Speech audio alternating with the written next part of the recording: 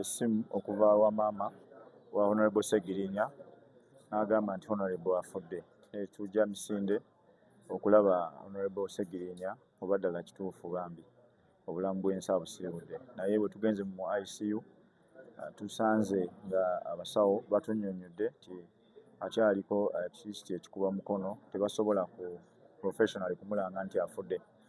Era ne tusigala nga tukyalina essuubi, naye batugaye kumpi buli kitundu kye kyonna eky'omubiri tekyasobola kufunctioninga n'obwongo tebukyasobola kukola, naye ng'akyassa olowooza nti nno embeera eyo bagihandolinzeeko ku bantu bangi ate ne badda engulu ne basobola okudda engulu biseera bingi, so tebasobola kugamba nti akoze eki nti afudde. Naye maama atidde nnyo.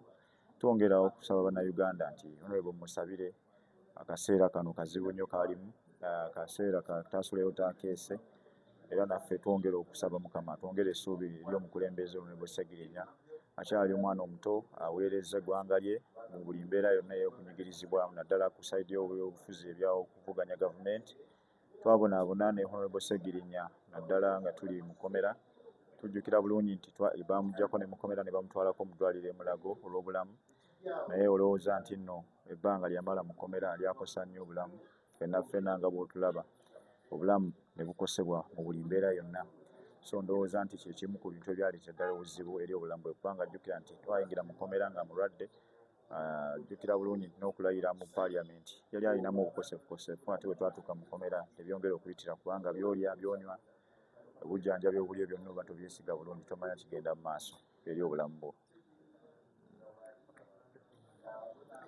Yeah, of course, when we came in the morning, early morning today, Honorable's mother called me and told me your friend has died. And I was very grieved. On running to Rubaga hospital, we intercepted the doctors who were working on him, and the doctors took us to ICU. We went to bed where Honorable Ssegirinya is resting, and we saw some pulse running through his heart, and the doctors confirmed that he is not yet dead, but they had explained some things technically to the mother, that the functioning of so many organs in the body had stopped, even including the brain. And that is when the mother started confirming that the son had died. But the doctors are saying that they have handled such situations before, and we continue praying for Honorable Ssegirinya to be alive. But what I can say, his life started deteriorating when we went to prison with him. Less medication, poor feeding, and even the situation, the community, the society around him in the prison was not good. Shocked because he had not committed any offense, and psychologically he was tortured. His body started falling down, even mine. But of course, we try to go for medication, and our body's immunities are so different, and that's why I'm here, still sitting here and talking to you. But the Honorable, we shall pray for him, and we have to continue praying for him. The doctors have said they cannot confirm that he's dead, but of course, let's continue praying for him. As Ugandans, it is not a situation good, because he has suffered all through his life, through politics of the opposition. He has been beaten, he has been shouted at, he has been arrested so many times, and now to include his life, it will be a pity, and disencouraging to everyone in this country. So kyetwongera okusaba Mukama Katonda yaliwonye nnyo, kubanga Honorable twabonaabona yali badde asobola okusigalawo n'anyumya olugero lw'ebyobufuzi mu Uganda olusinga okuba oluzibu ennyo lwe twayitamu nze naye, olw'okunyigirizibwa ku lw'endowooza yaffe, olw'okunyigirizibwa ku ekyo kye tuli ng'abakulembeze mu ggwanga lino bava ku ludda oluvuganya gavumenti.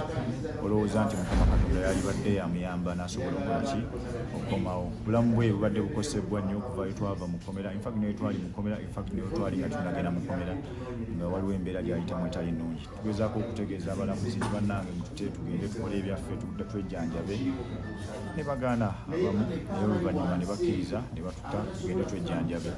Twagenda ne twejjanjaba, naye nga bw'omanyi obulamu olw'okwejjanjaba obulamu ne bugaana.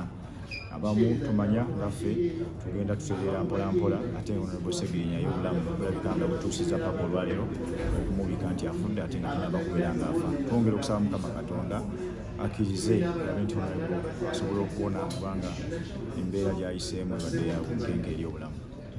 Honorable mwali mwennamukomera byonna gye baaba bakkirizanga tulowooza nti nabyo byagattako ng'omuganda wayinza okugamu byagattira ddala kubanga singa teryalikomera Honorable yalibadde asobola okubeera ebweru n'asobola okulya obulungi n'asobola okwejjanjaba obulungi n'asobola okuba mu bulamu obulungi obwongo bwe ne butereera bulungi kimu omubiri ne guguma n'asobola okubeera omulamu.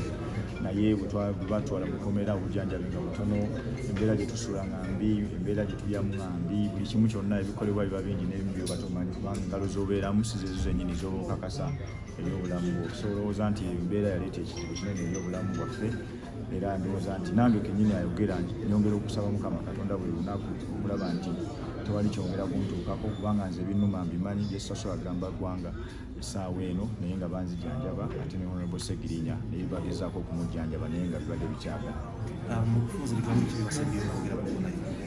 Nasembayo okwogerako naye ng'ali wa maama we wali Rubaga nga tannadda mu ICU wano bamuleese nga nkakasa nti agenda kukomawo yeesimbewo mu Kawempe North kubanga omukisa Mukama gwe yamuwa mu myaka 45 gufudde talina kyasobodde kugukolera gubeeramu.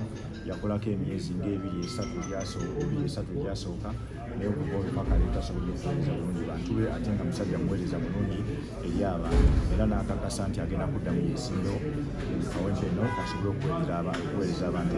Ne mugumya ne mugamba nti kakkana tolowooza nnyo ku byabufuzi essaawa eno sooka olowooze ku bulamu bwo kuba abantu bo gye bali ate era bakyakwagala bamanyi sacrifice gy'owaddeyo eri obulamu naddala ng'ekifuzi eya Uganda ne Kawempe North. Tusembeyo okwogera naye. Tuyanze kumpaka.